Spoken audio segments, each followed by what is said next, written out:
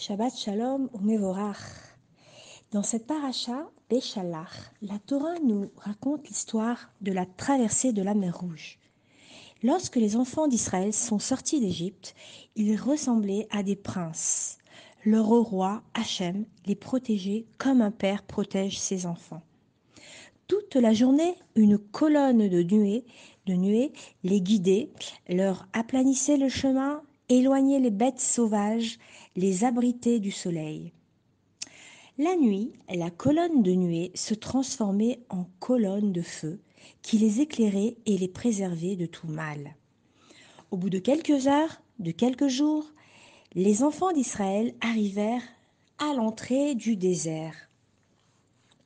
Mais Hachem leur ordonna de retourner en arrière et de s'arrêter face à la mer Rouge. Eh bien, les enfants d'Israël, confiants, obéirent sans discuter. Soudain, que voit-il vu arriver au loin ? Pharaon, avec des milliers de soldats sur des chevaux et des chars, armés de flèches et d'épées. Les méchants Égyptiens regrettaient déjà d'avoir laissé partir les enfants d'Israël et ils les poursuivaient maintenant pour tous les ramener ou les tuer. C'était la panique et que fallait-il faire ? Revenir en arrière ? Les Égyptiens approchaient.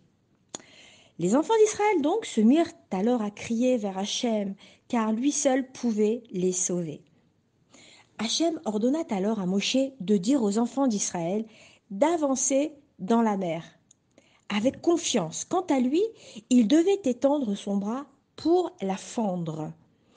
Et ô merveille, que se passa-t-il ? Les eaux de la mer s'ouvrirent et se dressèrent comme une muraille. Et entre ces murailles apparut une vraie route de terre sèche. Dieu fendit la mer en 12 passages que les 12 tribus d'Israël traversèrent à pied sec. Et lorsque les enfants d'Israël ont vu de leurs propres yeux comment Hachem, par un miracle inouï, les avait définitivement délivrés des Égyptiens en leur infligeant leur châtiment, ils adressèrent à Akadosh Baruch Hu un très beau cantique de reconnaissance. Et c'est la Shira.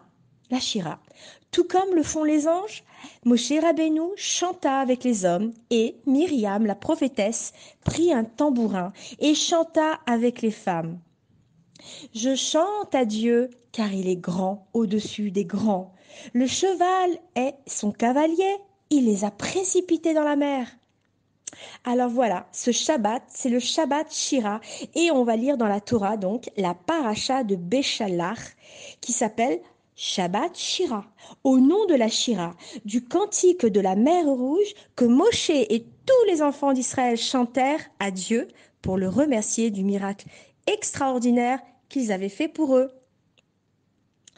Voilà pour ce résumé de la paracha et je vous parlerai de la manne dans un second audio.